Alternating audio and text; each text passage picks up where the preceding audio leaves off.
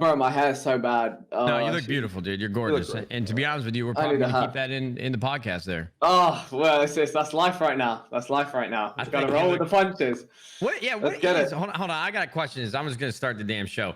YouTube, how the fuck you doing? YouTube, how the fuck you doing? Hey, guys, Nadeshot today, bringing a brand new video. Hope you guys are all having a fantastic day. Welcome back to the CouRage and Nadeshot Show. I'm so excited for today's episode because we have a guest from one of the most prolific YouTube groups, if not one of the most OG YouTube groups that has ever existed, and somebody that I admire for his work ethic and how many years he's stayed around this crazy industry. We've had some good times together. Everybody welcome Vikkstar. Wait, hold on. We got a whole damn thing for you too. Let's see what Alex wrote you up. Okay. So he's a YouTube content creator with over 10 million subs across all his channels, over 4.5 million followers across Twitch and Instagram. He's a member of the supergroup collective, the Sidemen. Oh my fucking God. You added this in here, Alex. And he's the back-to-back Warzone Wednesday champion. And I don't care. It's not that I compete in those tournaments too. I don't even want to win when I play. Hi, Vic. That's quite something to come into, but thanks for having me, guys. I'm looking forward to this. Yeah, man. As we've gone down the list, dude, I feel like it's been a long time coming with you coming on the show. I hope the people that are watching. Well, here's the thing. It's like when the Sidemen upload a video, isn't it something fucking insane that like a third of all of the United Kingdom watches your videos? I think it's like roughly like 5% of the people here watch a video within a month. That was like the highest unique stat we got to. That's like 1 in every 20 people. And then you factor in kind of a lot of these people don't even watch YouTube. So it's pretty wild. Okay, so I was a little off with the 1/3 part. But... yeah, that would be a little crazy. That would be like, I can't go outside levels. I think that sounds great. But I think what's crazy too to mention is, you know, not only all the things we talked about that you've accomplished, but a new one this week that I know Matt couldn't believe as well when it broke. But the official Warzone world record kill holder, alongside some Call of Duty League Pro players, which I know we're going to get into as well. But no, this is super exciting to have you on the show, Vic, because it's kind of been awesome to get to know you a little bit better in these last couple of years. I'm sure you've definitely had a way longer relationship with Matt, but at least for you and I, we've seen each other at some of the Fortnite stuff, some of the different game release recordings, and every time I see you, you got a big damn smile on your face, and then you're always immediately right out into like the upper echelon of player at these new games you hop into, whether it was different recordings we've done, and that remains true now. So it's great to see your success continue, but then also you're damn good at whatever you play, bro. So I got a lot of respect to you on that front too. Thank you. I think it's just the mindset, and it's just kind of putting hard work into all these titles. And definitely Warzone was one for me where as soon as I knew Battle Royale was coming to it, I was like, okay, I need to do everything I can to be the best at this. Because I'll be honest, I missed the mark with Fortnite. That was, I feel like, really the first game that exploded this streamer and really created this mass platform where it was almost like being good at a game came back into fashion. And Matt, you'll know, you've been on both sides of this as well, very much yourself, which is where in the early days of YouTube, people wanted to see high-level gameplay. They didn't care really about what was going on. It was just, show me the best, I want to learn. And then it kind of phased out into this kind of entertainment era where it's about making jokes, editing it, laughing, playing GTA, Minecraft, whatever it was. And then with Fortnite, it all phased back in. And I kind of missed out on that. In the early days of Fortnite, I kind of fell behind all the other players and saw craziness that they were achieving, and I was like, okay, Warzone comes out, or whichever game came out really, but mainly Warzone. I was like, okay, let's get on top of this. And to be fair, I think most kind of versatile streamers have done the same thing. They've seen where there's an opportunity, they've seen that it's a well-packaged game, and they've kind of made the most of it. Yeah, you know what's crazy, and I was gonna bring it up, but you pretty much ran it down the whole way. It's like I know you started with like Tomahawk montages on Black Ops 1. Yes. And I think what's just so unbelievable is you've gone through every evolution of pretty much every big game on YouTube. It's like you jumped from Call of Duty to Minecraft, and then you did the GTA, and then you went probably back to Minecraft for a little bit. And I think a lot of people don't understand how difficult it is to stay as relevant as you have throughout the years, because I've seen, as you have, so many different YouTube creators and streamers that have just burned out and aren't even on the face of the planet anymore when it comes to a social media following. So I think that deserves a lot more spotlight than you probably get from day to day. And going back to the Warzone part, I had no idea you were this good at Call of Duty. Like, I wasn't. I promise you, I wasn't. That's the thing. It's just I sat down with this particular COD title. I was always above average, but with this one, I was like, okay, I need to be more than above average. I need to, grind and learn. And I think that's So it wasn't the way. You wouldn't have seen me on the older Call of Duty titles doing anything remotely on this level. Is this the most you've ever been called a cheater in your life in a game, Vic? Oh, massively, absolutely massively. Like it's kind of scary. Like it's scary how much some people truly believe that the plays aren't legit. It's wild. Well, I think the cheaters ran rampant so much at the beginning that everybody now has that concern. But True. In my mind, today was the first time, I swear to God, today's the first time I played a cheater in Warzone in probably over a month. So, I haven't touched one in probably two weeks or so. So for all the complaining that the community did, especially me, I know a lot of people, probably all three of us on this call. Me too. Yeah. I have to give Infinity Ward some credit for. They did it. They got there. They got their shit together, man. They combated it really quickly because, every time you got hacked against, it was like the world was going to end. I mean, your blood pressure skyrocketing. You're like, okay, this game, Warzone is going to die before it even really gets on its legs because the cheaters are so bad. Matt, I'll tell you the absolute worst one. Okay, so the Nick Merck's first MFAM gauntlet. Yeah. In the finals, we've got 3 hours to queue games. We're queuing into our final game, and we've dropped 4 60-kill games. This is back in trios. And we need to drop a 45-kill game to take the #1 spot on the leaderboard. So we're like, okay, 45-kill game. Let's keep it casual. Let's just do this. We're running along. I get jumping sniper headshotted while I'm running. Like, that's a bit sus. My teammates push this same team. They kill 2 of them. This last guy drops both of them. We're like, that has to be a hacker. Okay, land the opposite side of the map. They come over that way. And with one clip of an LMG, practically wipe all of us. We couldn't requeue that game because it was the last one in the time limit. And we went from a $24,000 prize pool down to a $9,000 prize pool. One hacker did it. I'm 90% sure my fist would have went through my monitor if that happened to me. So good on you, mate. If you didn't take the piss in your room somewhere. That was the pinnacle. That was when I was like, can I do this anymore? Like I was considering just like blowing off Warzone and being like, I'll come back.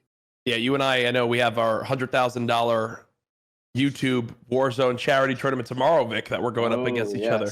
You're playing with your normal duo, huh?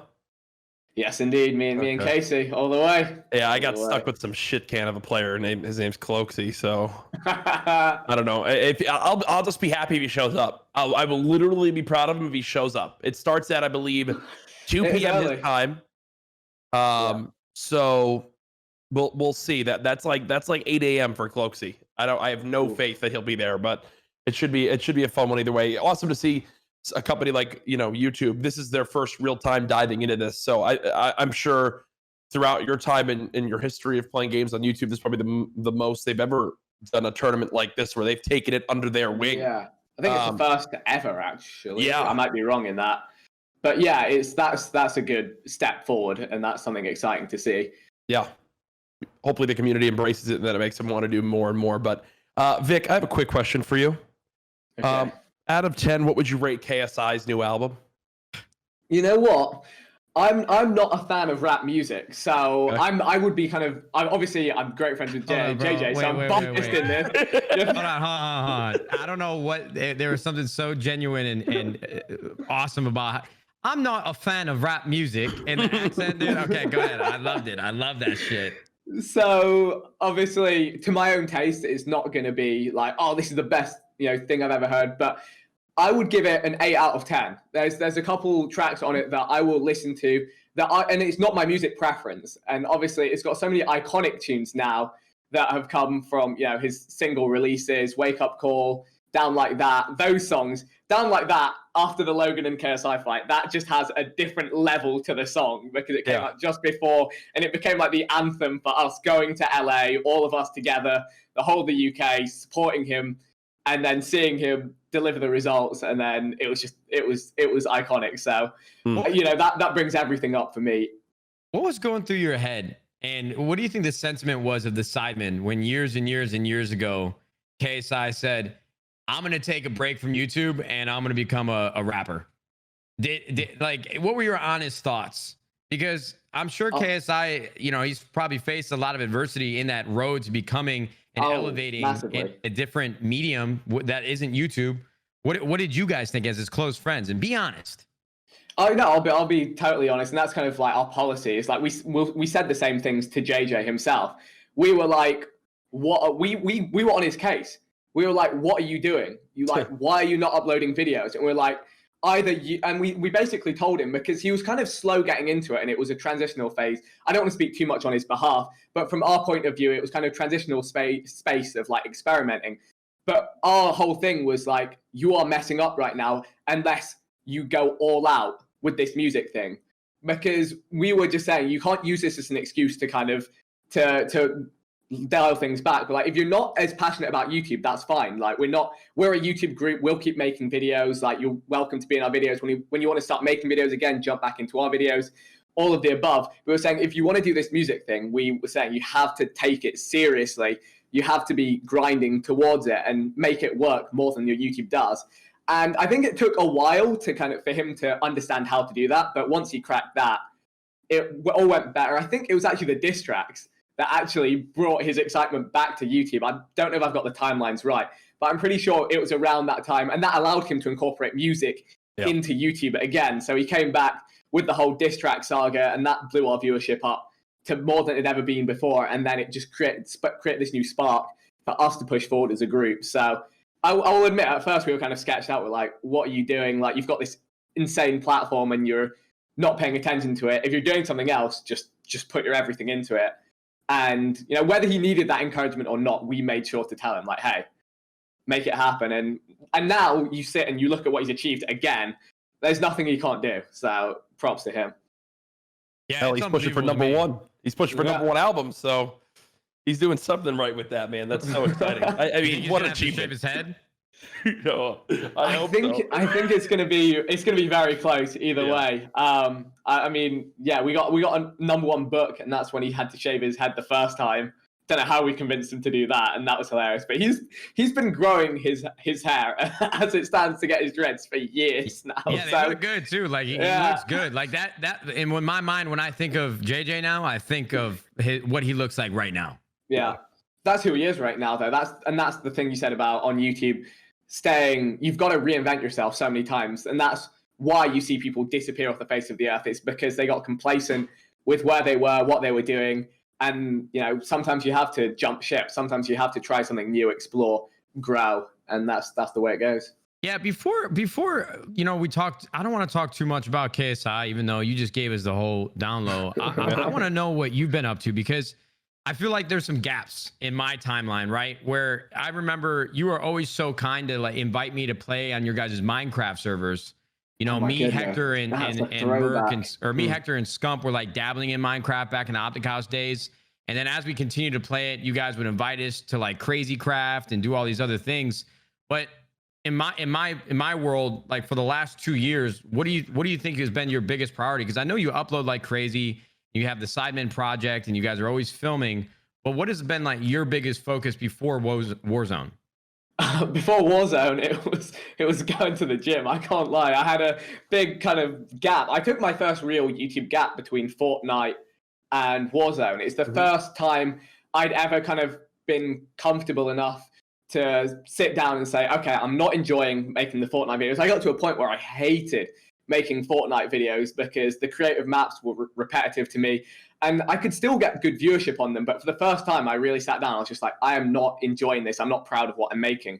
And I just kind of stopped. I went into streaming as a more kind of consistent thing. And I just started streaming whatever game I wanted. So during the last, leading up to Warzone, I was streaming CSGO. I was streaming Dota Underlords. I was streaming Apex Legends.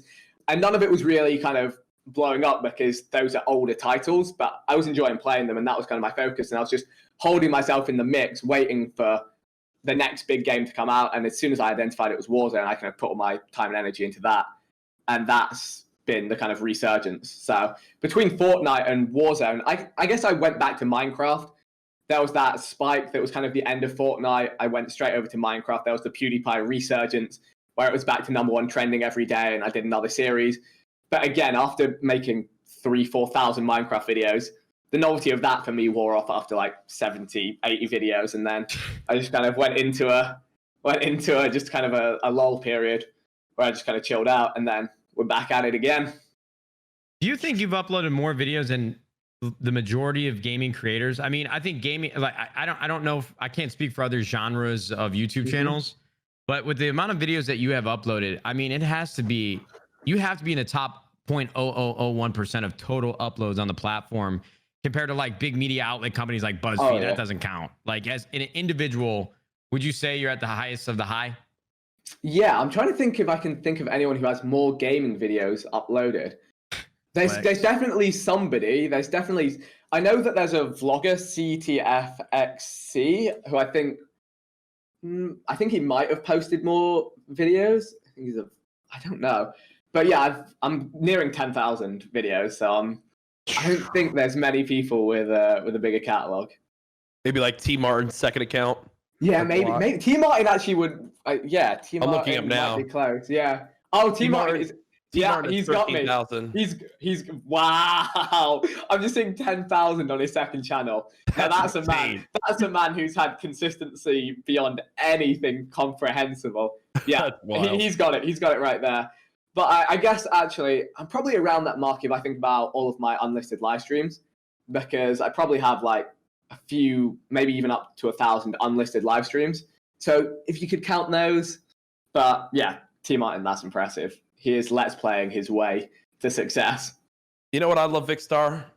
I love consistency, but I also love Cash App, the proud sponsor of the CouRage and Nadeshot Show. What a segue. If you guys didn't know, Cash App has always shown a ton of love to the CouRage and Nadeshot Show. And also, if you don't use Cash App, then fuck you. If you aren't following Cash App on Twitch, then you're definitely missing out on a lot of opportunities to get free cash.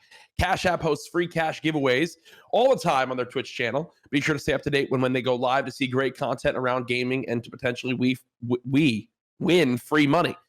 You may also see some of your favorite 100 Thieves creators up there, twitch.tv/Cash App. But also, Cash App, as you guys know, and maybe you haven't tried it yet because you're insane, but if you download Cash App from the App Store, Google Play Store today, and use the promo code THIEVES, THIEVES, Cash App will give you $10 and donate $10 to the Gamers Outreach Foundation, an amazing organization that provides video games to kids dealing with long-term treatment in hospitals.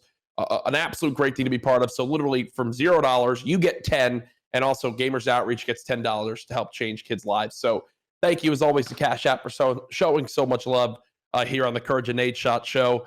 And that's not our only proud sponsor we have here today, Nadeshot. I've got a bag of chips here from Chipotle. And don't do this to me. Don't do this to me. Wait, Vic, are you jealous right now, Vic? Look I'm so jealous. No. I eat Chipotle every day, so I don't have my chips up here. Jack's eating his chips. We love Chipotle. And I have a few things to say about Chipotle. Shout out to Chipotle for their amazing food. You guys know I literally do eat it every day. Every day. I'm not kidding. It's not an exaggeration. I eat it so much, Vic. I literally told our CFO that I'm like, yo, I'm not fucking paying for Chipotle anymore. Like, we're sponsored by them. The company should pay for this. I laid it down, so I'm not paying for it anymore. Our Chipotle giveaway. We just wrapped up our Chipotle giveaway where we hooked up 5 fans with Chipotle burritos for a month, which was awesome. People love that. There's more where that came from in the future. And Jack, you good over there? You got this? I'm just enjoying, bro. Listen, guys, as you guys know, we love Chipotle. Make sure you follow them on Twitter at Chipotle Tweets, twitch.tv/Chipotle for their Twitch account. Make sure to sign up for Chipotle rewards. And don't forget to download the Chipotle app. Shout out to Chipotle. I'm eating my chips and medium salsa, but I'm going to stop so I don't crunch into the mic anymore. Vic, can I say, are we turning this into a mukbang? Like, I got to drag something out of the That would get a lot of views. That would get a lot of views. So, from the outside looking in, and I know Sidemen has talked about a lot. So that obviously I got to touch on it, but I feel like Sidemen has progressively just gotten bigger and bigger and bigger and bigger. And when I look at other channels that have been around as long as Sidemen, a lot of times they taper off and maybe they'll flatten out and just be at a consistent viewership. But I feel like Sidemen, you guys just keep innovating and just keep creating more. Did you ever envision Sidemen would be as successful as it is? And on top of that, well, first off, let's talk about the beginning of Sidemen and how it all came to be and where it's come today. Like, what do you think about it? Yeah, none of us ever saw this coming. It wasn't even really a concept that we sat down and planned something out. It just organically happened. To kind of give the backstory, we happened to be playing video games together. We'd all known each other for a few years through Twitter, through just being kind of other creators doing similar stuff on the platform. Some of the guys were doing FIFA, some of us were doing Call of Duty, some of us, like Josh, had done Call of Duty. Josh Zerka had gone from COD to FIFA, so we all knew each other. We'd meet up at gaming conventions, and that was that. We were kind of just good friends on that term. Then GTA 5 came out, and GTA 5 Online was a fun place to make videos. So a group of us got together and started recording GTA videos together. And as a joke, in a joking way, Ethan made the crew name for our GTA crew the Ultimate Sidemen. Sidemen's not exactly, the most positive term. It's someone on the side, someone who's not seen in the kind of limelight, and it's a negative slang word, but we're using it in a joking way. That was that, and then we started making videos together, and people just seemed to really enjoy them. They started getting more and more popular, and the fans started referring to us as the Sidemen. They're like, "Oh, do you watch the Sidemen videos? Do you watch the Sidemen GTA videos?" We're like, "Oh, okay." So people are identifying us as this collective now, and there were kind of 7 of us at the time. So we're like, "Okay, let's print this on a few t-shirts and see if we can sell them." Oh, okay, people have bought these t-shirts. Let's go to an event as the Sidemen. Oh, that works pretty well. And then it was like, oh, let's move into a house. A few of us are looking to move away from home to kind of further our careers. Let's move into a house together, start making real life videos together. And I think we were ahead of the curve on going from gaming to real life. And that was really useful at the time. And I just think we've all been a group of kind of friends ahead of the content. And it's never been kind of a business model or a plan or a strategy. It's just stuff happens as it happens, and we've all got our own unique angles, strengths, weaknesses.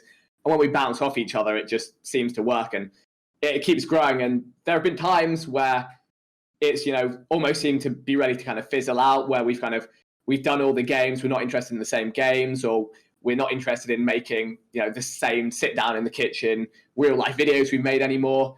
And it's kind of constantly, we've thought up something else that will be fun and new and exciting. And just, if we all kind of put our mind to it, it usually comes out pretty well.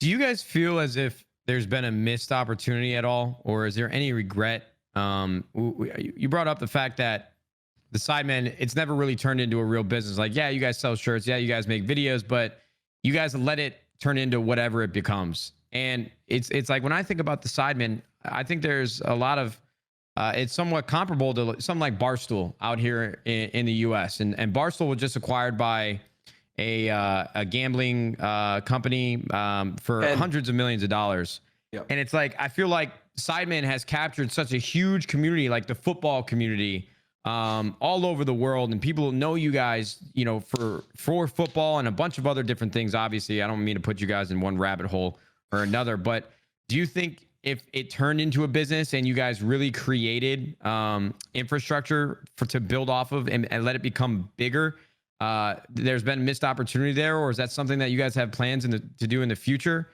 Just legitimizing it more so than you already have. So yeah, it's something we've always kind of discussed, is like, okay, can we kind of build this into something more kind of structured? But I think the general consensus is that we all kind of really enjoy what we're doing now. We all enjoy kind of having our independence and being part of the collective, but also having our own kind of unique angles. And we kind of seem to feel like it works very well, as it does, kind of being loosely structured. And that's part of what makes it so successful. Everything's split evenly between all of us. We all share the responsibilities of doing everything. Kind of all of our whole process is held by us, from video ideas to video production. We have a rota. It's your video this week. You're in charge of putting it together, hiring the people we need to make it, putting together the thumbnail, the title. And it's obviously, we bounce off each other. I might message Josh and say, hey, I'm doing this for this video. What do you think needs to be done? Should I title it this? Is this thumbnail good? And we'll all kind of work together. But we share the kind of role between us. We have meetings where everyone has to submit video ideas and we rate them. And I think we found that we quite enjoy having creative control over it and directive control and kind of sharing that. And when we try and put that in the hands of other people, we just never feel like we're getting quite the result we want. So we try to do everything kind of ourselves or with people we kind of really, really trust. But we like kind of just handling everything ourselves. And definitely could have been missed opportunities for something bigger, but that's kind of always the way in life. There's always another path you could have taken to something bigger, but we're quite happy where we're kind of tracking along. And don't get me wrong, I didn't mean it as missed opportunities because look, you guys are as big as you guys have ever been. And if you guys decided to do anything with Sidemen or anything different with Sidemen, there's no doubt in my mind it would be a success. So like everything that you guys have done has been this road to the level at which you guys operate now. So it's not like you guys did anything wrong. It was more of a question. It's like, when I look at Barstool, it's a massive media company with so many different lines of revenue and different streams that it seems very similar to what you guys have done. If anything, you guys might be bigger than the audience and the engagement that Barstool has. So it was just something that I had. No, it's an interesting thought. If it was something that ever came up, yeah. No, yeah, it's an interesting question. I love the theoretical stuff. I get stuck too deep in it sometimes, and that's my kind of YouTube game. I would always say that I've come into YouTube not actually so much as a creative, but with a kind of a scientific approach, which is weird. And I always kind of sit down and I look through what's working, what's not working, the kind of science of it, the crunch the numbers of it, and kind of look for a pattern, look for a trend, look for something, a direction. Whereas I think a lot of people who are also hugely successful come in and they're entirely creators. They're just like, I want to craft this piece of perfection, and that will create my whole story. And it's just, so I kind of find that mindset really interesting. But you can also get trapped in it and it's dangerous. But it's interesting, food for thought. Yeah, no, Vic, hearing everything from you, you've seen a lot of success. I'm going to take a page from Nadeshot's book. How much money do you have? enough to be happy. Hey, wow, all right. See, we had Niga Higa on the broadcast on the show last week, and he's another person who, I mean, literally everyone's like the OG, been around for so long, yada yada. And I think the thing that was most inspiring from him was, again, how he's still motivated to continue to do and branch out into new things. And I think he would even say that you brought up the idea of getting burnt out a little bit, like some YouTubers getting burned out, or Matt mentioned how some YouTubers fall off because they, just didn't really have that same drive they once did. Meanwhile, he had a podcast he launched this year and called Off the Pill. He got his own energy beverage, Ninja Milk. He continues to innovate and has now begun streaming on Twitch. And it was super inspiring for me to hear, because I'm only a couple of years into doing this full time. But then I also see people like you as well, who even after all this continues to just create and do incredible things. Like, what is it for you that drives you at this moment? Is it entertaining? Is it to continue to build this legacy to, one day be able to support your family further down the road? Like, what is it for you that is just your thing that kicks you every day to keep going? This is deep. This is very, very deep. Hey, yeah, I would say at this point, it's something I've always done. For the majority of my life, I remember well. I've been making videos. I started age 13, 14. I'm now 20. Am I 24? I'm 24. So I've been doing this for almost half of my life. So it's just something I've always done. I think almost a part of it as well is kind of, in a way, paying respect to what I have done leading up to now, is to carry on doing it. So I remember when I turned 18, I had this big decision. Am I going to go to university and study sciences, or am I going to carry on making videos online? And this is early in the whole time era. We're all sat there thinking, like, is YouTube even going to be a thing in 2-3 years? It's been around for 2-3 years. Is people still going to watch my content in 2-3 years? And I decided to take a gap year, so a year in between when I could take my uni place. And I said, this is my year. I'm going to take it full time. I enjoy doing this. I think I would enjoy this than anything else I can do. So I kind of hit it that year. I went for it. That's when I moved into the Sidemen House. That's when everything kind of started snowballing up. And now I'm really fortunate to not even have to worry about doing this full time. And I think almost in my own head, I enjoy just making content, giving people something to watch, achieving something, challenging myself to achieve something in a game. I think that's why games are so rewarding. It's that dopamine hit. It's like, oh, I did this that I didn't think I could do. Oh yeah. Oh yeah, a week ago that person would have beaten me in this game, but now I can beat them in that game. It's constant progress if you kind of get in the right space. So in a way, I guess the fact that I took this big leap to do this full time, and I could have done something completely different, I like to always make sure I'm kind of trying to put a good effort into it. So that's the kind of ethos behind it, if that makes any sense. So you're not going to tell us how much money you got? Afraid not. Do any of the Sidemen guys live together now? I know a couple live in apartments or flats together, but you bought your own place finally, right? So that will all come through. I'm renting an apartment at the moment. So we're all kind of renting in the city for the most part. JJ and Simon live together. The rest of us have our own places. And that's just kind of, it gives us our break away from the space, our own little kind of personal bubble. But then we're all close enough to meet up every week to film videos. Are you about to be balling out of control with the new place, or is that a secret? It's not.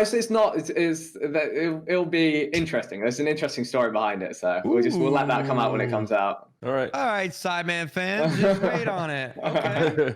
It's not Sidemen related. It's personally related. I won't go. The Sidemen fans will get so excited. They'll be like, something's happening with all the Sidemen in the house. I don't think we will ever go back to living together, which is in some ways sad. I know a lot of fans would be sad to hear that, but we did it for 5 years, and that was kind of really formative and great for our careers. But I think we've also really enjoyed just kind of a bit of separation, a little bit of a disconnect, because as you guys know, streaming, content creation, it can become dangerously all encompassing.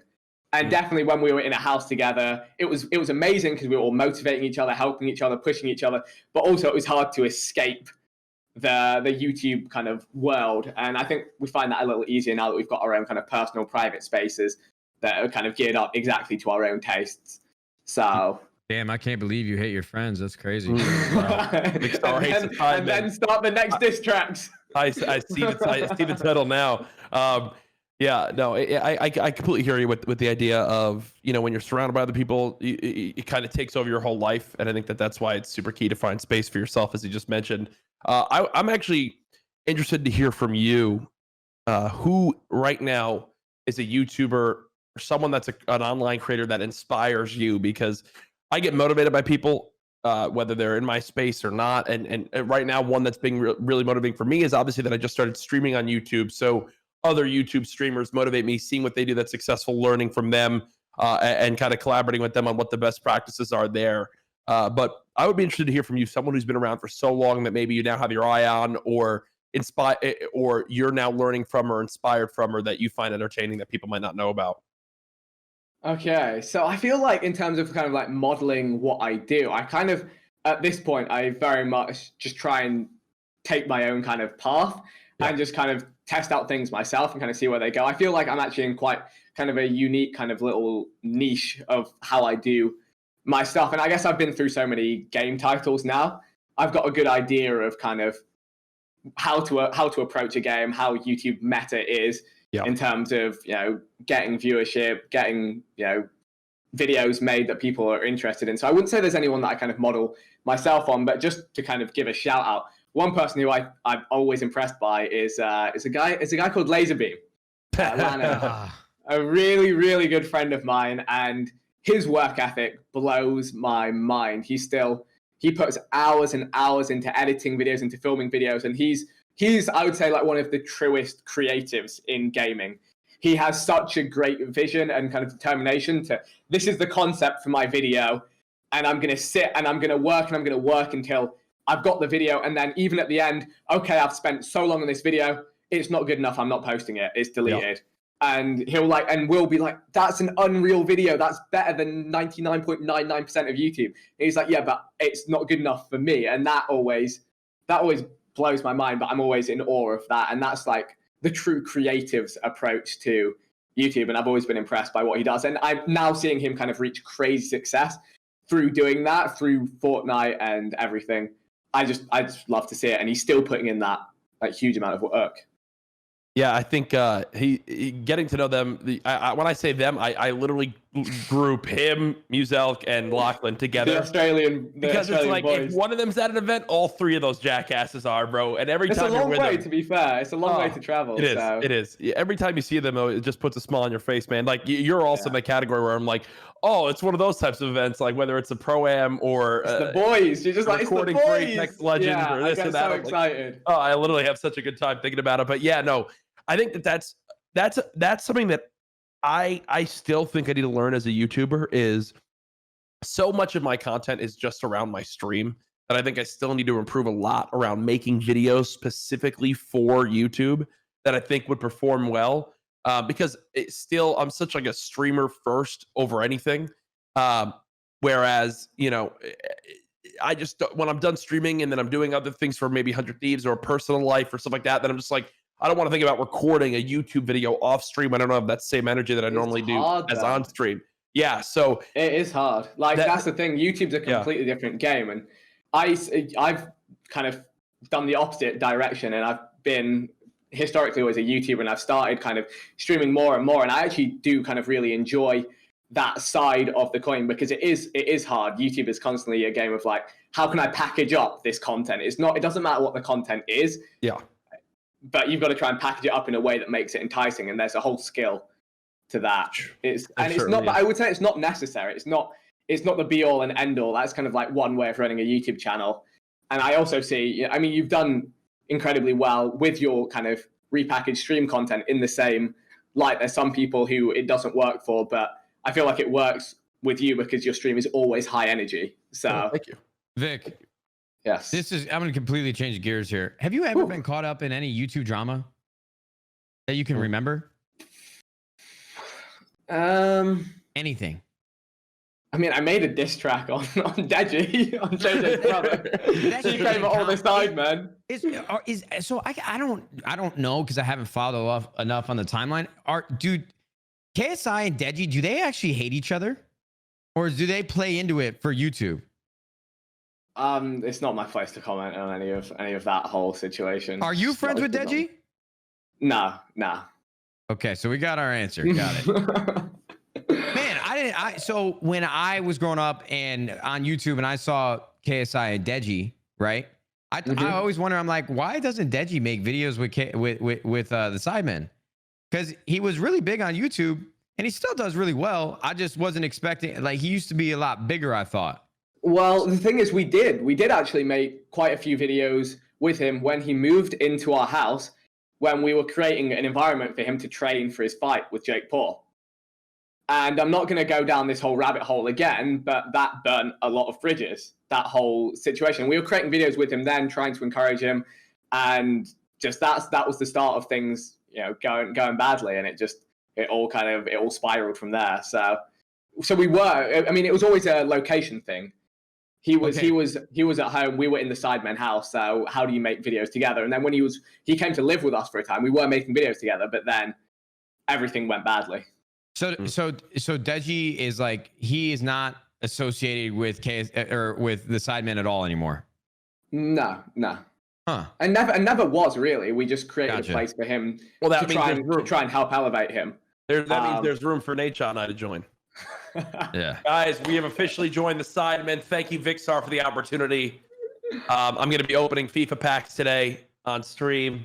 I don't even do that. I could. So you got me beat there. No, don't tell anyone. There it is. Is there any YouTube drama that has taken place? Because you've seen everything unfold. I mean, we saw the beginning of Drama Alert. We saw the beginning. Before Drama Alert, the drama was great. Before Drama Alert, I'm talking. Who remembers Syndicate versus Wings of Redemption, COD 4 Bog? That was the original YouTube drama, man. That was unreal.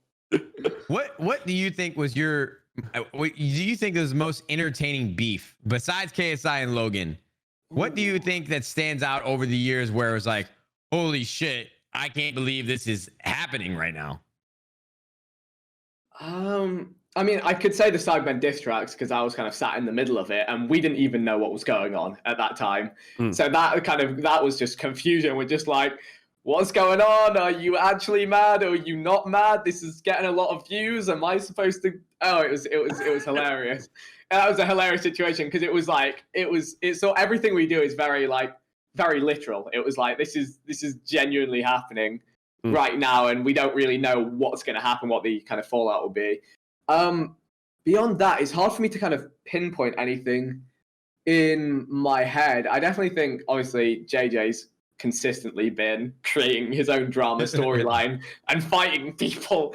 How do we get there? How did internet beef become people punching each other in real life in a professional sport? Geniuses, man. That's what it is, dude. So good. If you were gonna box anybody on YouTube, who do you think your arch nemesis would be? I want to see you versus TBNR Frags.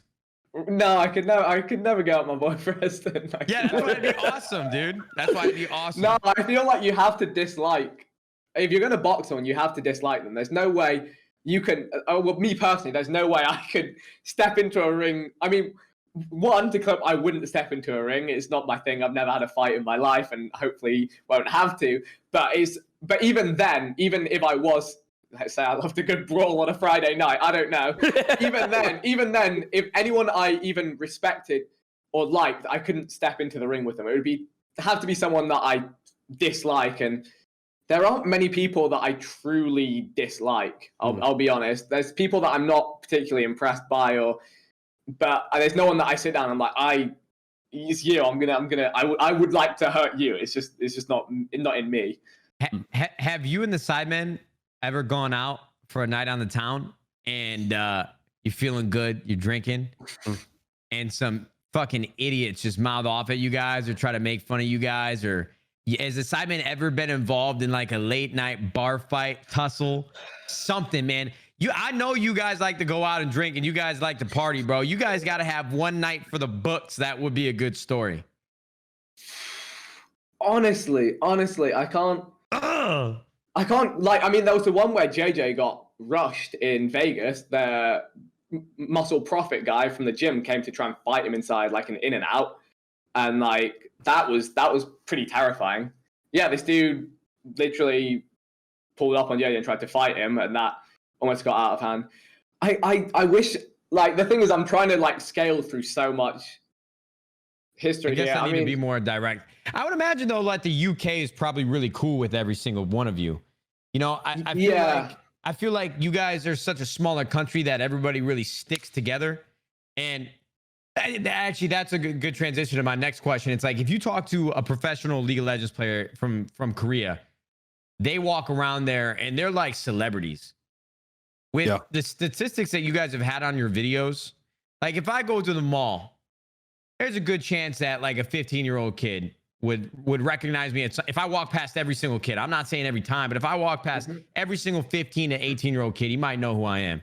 What is it like for you? Is there like stardom and fame with the Sidemen in the UK? Can you guys walk around no problem? Yeah, we can, but it's more than it's ever been before. And I think that's with the mainstream level that the collective Sidemen channel has hit, and through everything JJ's done in the mainstream light, a lot of the time we're associated with JJ. So we'll get a lot of, oh, it's that guy from KSI's group. Oh, it's that guy from like, and it's a weird one now. And it's almost actually, I don't like it in a way. One thing I really liked is, and I still like, is a lot of the time you'll have kind of genuine fan interactions where someone will come up and they'll know who you are. They'll know your content. They'll want to have a little chat. They'll feel like they know you on a personal level because they actually keep up with what you do. And that's always really nice. But actually, a lot of it does become just kind of like shouting across the road, like, oh, it's Vikkstar, it's the guy from the Sidemen. Like sometimes I've had people come up to me and they're like, can we get a picture? You're the guy from the Sidemen, right? And I'm like, you don't even know my name. And like, it blows my mind. Like, and that's the truest, like, 2020 culture. Like, let's get a picture for the clout kind of thing. Like, let me show my friends I met one of the Sidemen. But I just find that like really kind of like insulting sometimes. Like when we've got like our own stuff to do, it can get a little. There's a time and a place. I'd say there's just a time and a place for meeting fans. And sometimes, yeah, it is like at the highest level it's ever been. I'd say pretty much every time I leave the house, one or two or three people will, on some level, be like, oh, like from like, oh, hey Vic, or like nice job on the COD stuff, to like, oh, you're from the Sidemen. It's that Sidemen guy. It's like some level of that. It just varies. Has JJ's clout with what you're talking about ever gotten you laid? Like you go out to a club, everybody's looking at you, and then you bring back some girls to the table? Not directly. Maybe back in the day. Maybe back in the day. Holy shit! But there's pandemonium, Vikkstar. The thing is, actually, we don't go out that much in London, or at least I don't really go out that often in London, because it's always an awkward environment to be recognized. It's just not, when you're trying to kind of kick back, have some drinks with your friends, you don't like it. It feels really invasive when people are taking pictures on their phones, when they're filming like videos, and it's just like, it kind of takes away from the attitude and makes you kind of like, oh really, like here I'm just trying to like have some. So I don't go out a huge amount in the UK. I actually really enjoy, like, you'll know, whenever I come to LA, I'm like out every night, because I really enjoy just kind of being able to kick back and just enjoy and not be under pressure. But in the UK, yeah, it's not a super common occurrence for us all to kind of go out together. We do occasionally, but yeah, it's just interesting. It's a bit different. And the thing is, sometimes, when fans are drunk, they can not quite understand that we're just kind of trying to do our own thing, and we're not as interested in, like, I guess essentially doing like a meet and greet inside a club. It's really bizarre. It's a weird time. And that's because a lot of the audience has grown up with us. We started this when we were 14, 15, 16. They were maybe, 13, 14, 15 at the same time. So it's bizarre how it's kind of like they've grown up with us. And I'm definitely kind of talking about the negatives because it's more interesting. Obviously, the majority of fans are super calm, super cool, helpful. Yeah. Like, they've helped me like get into like concerts before where I've had like the wrong tickets and been like, oh Vic, like, yeah, just come through, just like go here, or like go to this stage or whatever. So it's also, really nice to have kind of a supportive audience. Vic, I have a question for you. While a lot of the world is missing sports right now due to COVID, one of my dreams has been to go to like a top level, I guess, Premier League or something along those lines, football match. I don't have a team I support. Would you take me under your wing and go with me to a game and show me which team I should support and who should I support? I don't have a team I support. I'm the only one. What, really? I was wondering. I literally was Googling. We can both go and we'll just like start supporting the team. Then you know what? Actually, here, let's put it this way. Vikkstar and I need a team to support. Matt, do you need a team too as well, or do you have a Premier League team you follow? Shit. Oh my God. We just went to their game. Oh my God. You're messing up. Don't tell me. PSG, dude. Paris Saint-Germain, dude. All right. Are you fucking kidding me, man? Neymar, let's get it. Okay. So Matt's got a team. Well, Vikkstar and I, we are complete free agents in regards to supporting a professional football club. So if anyone out there watches this and wants to show us the VIP treatment, I will become a fan of your team for a first-class flight. Let me walk on the field with your players. Always on the hustle. I love it. Hey, come on, bro. We got to do it. But no, that's like a dream. I would love to be in that environment when it's wild. It's going crazy because I've just never gotten to experience that in my life. All right, come on, jump on the pitch with us. Next Sidemen charity football match, we'll sell out a stadium. I see both of you on the pitch. Let's go. I would play in a heartbeat, but I would only have about 30. You know, like when you play, obviously when you play FIFA, they've got like the stamina bar. Like I would sprint 10 feet, and my stamina bar would be gone, and then the recovery of the bar would be like a third of it. So I would never be able to sprint. You'd maybe get a run out of me or a slight jog for 3 to 4 seconds. Because, dude, that's why I played like 2 minutes of defense. Like I was the best defender for those 2 minutes when I played soccer back in my freshman year of high school, but once that was done, my coach would just pull me out because I was useless.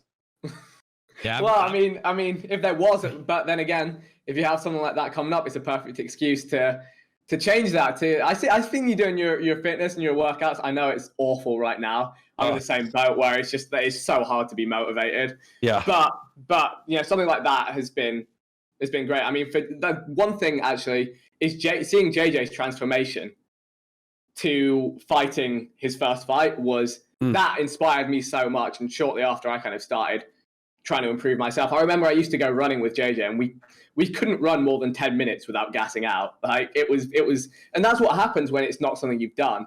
And then he decided he wanted to have this fight. He needed to get in the perfect shape. And I mean, so much like blood, sweat, and tears into it, but he transformed himself massively. I think in life, it's always important to kind of tentpole. Again, this is my scientific brain, but it's like, if you want to achieve something, look for some big event surrounding it, create it, make it happen, manifest it, and then you have to work towards it. It doesn't have to be something as extreme as a fight or a large-scale football match, but just, I think, setting kind of goals that force you to work towards something. Do you have a girlfriend right now, Vic? I do indeed. How long have you guys been dating for? Do you talk about it on publicly? Not really a public thing. Almost 2 years. Almost 2 years. Wow, man, really? 2 years? Yeah.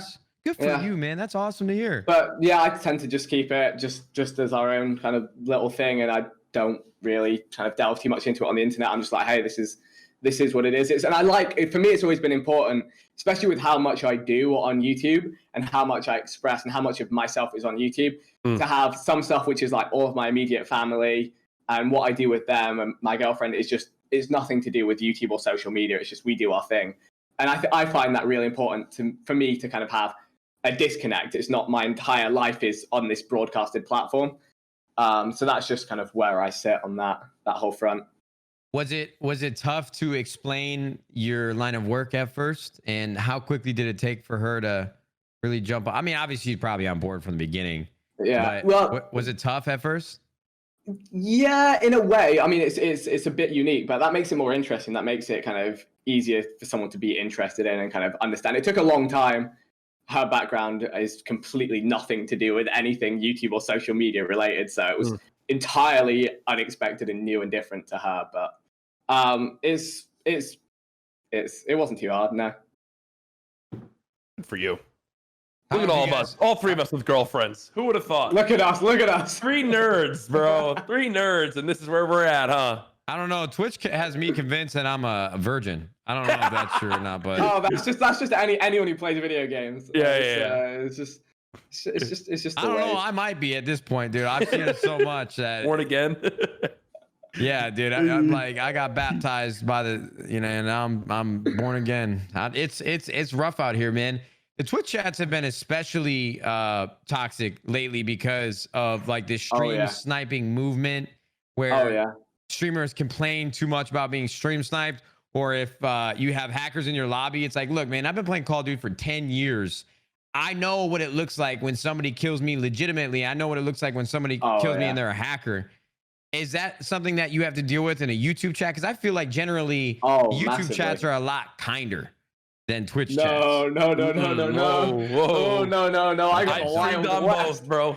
I got the Wild West over in my end. I can't do anything to control the outrageousness. I think YouTube chats are the worst of the worst because of the lack of moderation tools on YouTube. Yes, I agree. Twitch has better base moderation tools, which makes the floor not as bad.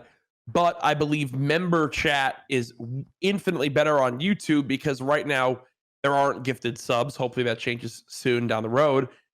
So your member chat is just paying members, whereas on Twitch, if you're in sub-only mode, you have a way higher chance of toxicity because of the nature of gifted subs. Sure. So people who aren't real supporters, like even a non-follower, if I'm not mistaken, I think non-following people, they can just be tuned into your stream, get gifted a sub, and then call you a bitch in the chat because now they have the ability to speak. So, dude, the worst, lowest tier of YouTube, I think, is the worst. It also has, in my opinion, an overall younger audience. So, like, bro, half the reason I put my chat in member-only mode from here on out is because if I had a dollar for every time a Mr. Beast, a fake Mr. Beast, joined my goddamn chat, and then my whole chat of 8-year-olds that are there freaked out thinking it's Mr. Beast, and then click like his profile virus is like, Christ almighty, dude, I couldn't do it. And that's on you. And then the parents are onto you. They're like, like someone's on your stream and now our credit card is gone. I'm like, oh man, yeah, seriously, it was it was bad. But no, I feel what you're saying, Matt. There's trolls out there on every website. It's so annoying, dude. I would say though, competition makes things get nasty quick. Yep. These like with stuff like Warzone Wednesday, with the all the tournaments, they're great for the scene. But it's bizarre that it's such a gaming thing to really take them so personally. And it's bizarre because you see people watching kind of sports, and occasionally there's a mass controversy where people are going to kind of really get, aggravated. But as a general, it's just like, oh, he didn't play very well. He played well. So be it. I guess it's because personalities aren't attached to it. We're all personalities attached to a team or a tournament. And people really like getting deep seated into it, where I guess they become like super supporters or super haters of everyone they're not supporting. And it needs to stop, quite frankly. But there's no way to stop it, and it breeds its own negativity. This is one thing I've said when speaking to YouTube about the moderation: is we need to the negativity and the toxicity breeds more toxicity. If someone is talking negatively about the stream, someone replies talking negatively about them, they reply to them talking negatively about them. It's like this perpetuating cycle where everyone is just angry and toxic towards each other. Yeah. And then they go on someone else's stream and they're being negative to that streamer, then their community is being negative to them. And it's just like, holy smokes, you've created a negative ball of energy. Help. Yes. Sorry, I have ADD sometimes on these podcasts, and I was just watching this kill race that was going on Twitch, and I had a question for you. Okay. Warzone has made Call of Duty the most popular it's ever been, arguably. Yeah, I think so. Because it's free to play now, it has more players than it's ever had. Yeah. Yeah. You're right. What do you think Warzone has to do to continue to keep this lightning in the bottle that they have right now? What do you think? Level downtown, destroy downtown, get rid of downtown, and you've got the best game in the world. That was a real quick answer. I like that. I'm with you. Now build on it. No, what do you want to see in Warzone that we don't have right now? Okay, if I could, obviously they can't do it, but in an ideal world, Activision, pull an Epic Games. Let's get some Fortnite movement on here. Let's get a map that changes. Let's get loads more weapons in here. Let's try things out. Obviously, they can't do it. They're such a big publisher, and they're so dated in the ways they do things. It takes them time to push things out. Everything has to be approved, and they can't. But just more content. That is truly. And Fortnite has shown they've had such a huge reign. I mean, it's still a massive game to this day, and a lot of people. Yep. Obviously, it's fallen massively from where it was. It was at a size no one had ever seen before. So even if it's fallen 80% since then, it's still absolutely massive, and that's because they've been so willing to just try new things, just provide more content, and that's what Warzone needs. It needs new modes, and they need to test their modes. Okay, so for example, they added the shotguns and snipers mode, and it was so dull. Did you guys play it? Yeah, I didn't even know it existed. No, when I played one game, and we were like, let's go back to normals. And that's because you've got shotguns and snipers, but you also have marksman sniper rifles, which are the semi-auto ones. So everyone's using pistols and the semi-auto snipers. Yeah. And they decided because you don't get access to it. Did you have explosives? I'm not sure. Anyway, I can't remember because it was like over a month. It was like a month and a half ago now. Anyway, they took out vehicles, and that created the slowest mode that could ever exist. You've got these boring weapons and no vehicles. And I remember I killed a squad and I ran for 6 minutes before finding anyone else to challenge. So, but that's an example of, with a mode like that, there's so many ways you could spin a mode and test a mode and get community input. The LTMs on Fortnite, some of them were great, Solid Gold, for example. I'm trying to think of other LTMs that I really enjoyed. The jetpacks, shotguns and jetpacks, it's not serious, it's not hardcore, but it's there for a limited time. It's something fun, fresh, and exciting. For gamers like us who have short attention spans, we want something new, exciting to jump into, try for a few days, give us something new. That's what I feel like it truly needs to stay at the top. And who knows whether we'll get that or not, but that would be my take. Just content. Yeah. What would your answer be, Matt? What would you say? Because you've been playing COD for at a higher level for longer than me. So, dude, in my opinion, I think that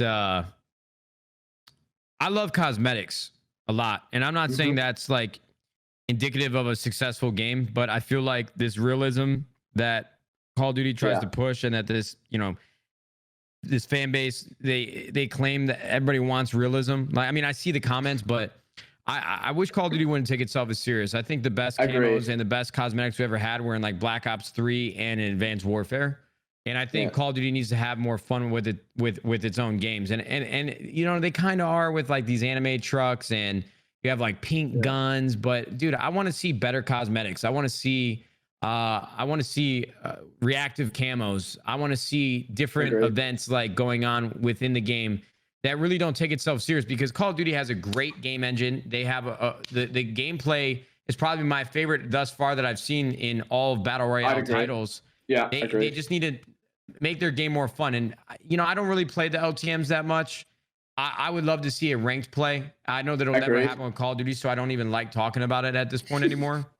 But I also think that they need to have some sort of connection between this game and the next game. And I heard a developer comment and say something along the lines that Warzone will now be the baseline for every Battle Royale from here on out. And I don't know if that meant like, okay, we might get a Cold War Call of Duty next year, and we're basically just going to reskin the map with different guns and different, different guns in different environments. But I hope that's the case, because I would hate for them to develop like a brand new Battle Royale for their next few titles and it not play as well as Warzone has. And then, you know, it cuts the fan base in half. So I really think the dev studios and I think Activision need to be aligned on this, and really, I think those decisions are probably happening in the last like 2 months, or even still being made now, because I don't think Infinity Ward and I don't think Activision were prepared for the success that Warzone has had. They also need to revamp the item store completely. The item store is terrible. Horrible. So I think there's a lot of small things they can do right now. But if I were Activision, I were Infinity Ward, I were any dev studio, I would drop everything I'm fucking doing. Fuck the campaign. Fuck multiplayer. Invest all of your resources into Battle Royale, because people love it. Agreed. Just one more thing to add in there that I feel like also we need something to grind for. We need the incentive to play this game. I'm sat here playing this game. I've got nearly 10,000 kills, 200 plus wins. And what is there for me to keep winning games for? There's absolutely, I have, you know, it was fun the first 100 times, and now I'm like, okay, if I get another 50 wins, you know, give me something, give me like, you know, something cool, something to work for. Like, I don't feel like any BR game does this right. Even I don't play Fortnite that much at the moment, but Jack, would you say it's the same thing in Fortnite? Like, you can win so many games, and there's nothing to grind for. There's no. I mean, and I completely agree. To give it a parallel, like, let's talk Halo 3 Flaming Recon. That was like the Recon helmet where you had to complete all of the achievements, and that was a massive grind to do, and people did it, and you looked and they were like, oh damn, he's got that. Like, that's really cool. Yep. It's just games don't have that anymore, and it's bizarre. I don't understand why. Yeah, I think like the gold Peely is like the best thing of this season of Fortnite, and you need to get like level 300 something or whatever it is. It's there isn't. I think that's where they're lacking most in Warzone. That would be my answer. Is that like you reach level 155 in a season, then it resets you to 55. Like, there's no thing to show for my hidden skill-based matchmaking rank. It's like at that point, you know, give me cool banners, give me something to be able to show off. But yeah, I think that they're on the right track with Warzone. I'm really interested to see how this season turnover is in this next week going to season 4 of Call of Duty. Because listen, the new Fortnite season just got delayed 1 week, but it's going to go new season of COD, new season of Fortnite. I'm really interested to see how Call of Duty does a new season turnover when Epic has their new season turnover right there with Fortnite, because you know Fortnite's coming in with a huge event. So that'll be fun to see.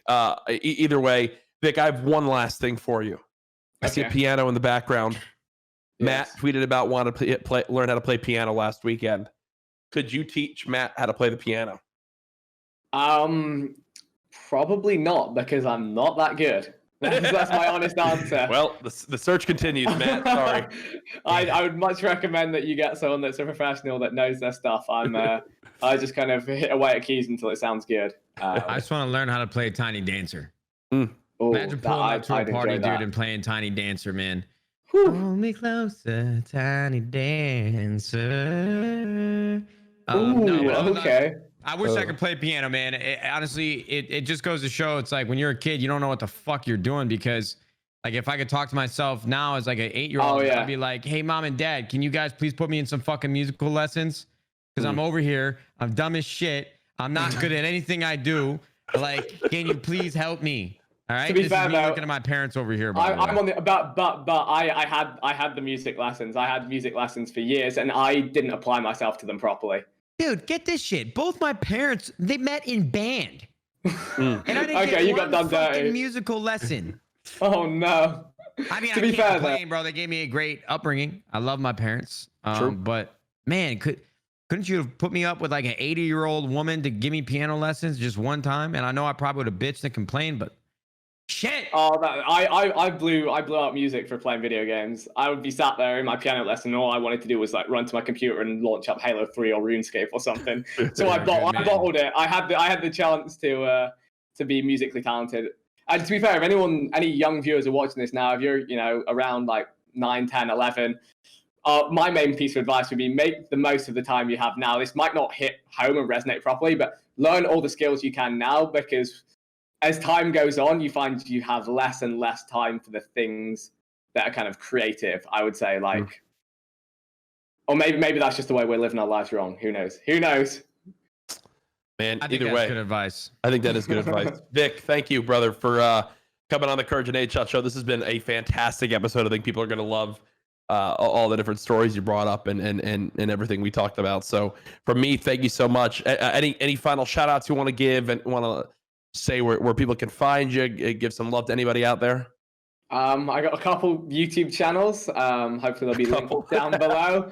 I cover most games that there are. I have a good time, and I hope all of you enjoyed watching me on the podcast. Hell yeah, man. I'm sure they did. Matt, anything else? No, I don't got anything else. Yo, Vic, you're my fucking boy, man. I've been a big fan of you for a while. Thanks for coming on. Let's play Warzone this week. Yeah, let's do it. Vikkstar, thank you so much. Guys, that is it for the CouRage and Nadeshot Show. Remember to leave 5 stars out there on iTunes or wherever you listen at. Thank you so much to Cash App and Chipotle for supporting the CouRage and Nadeshot Show. And that's going to do it for this episode. Drop a like on the video. Subscribe to the 100 Thieves YouTube channel on YouTube. See you fudging later. Goodbye.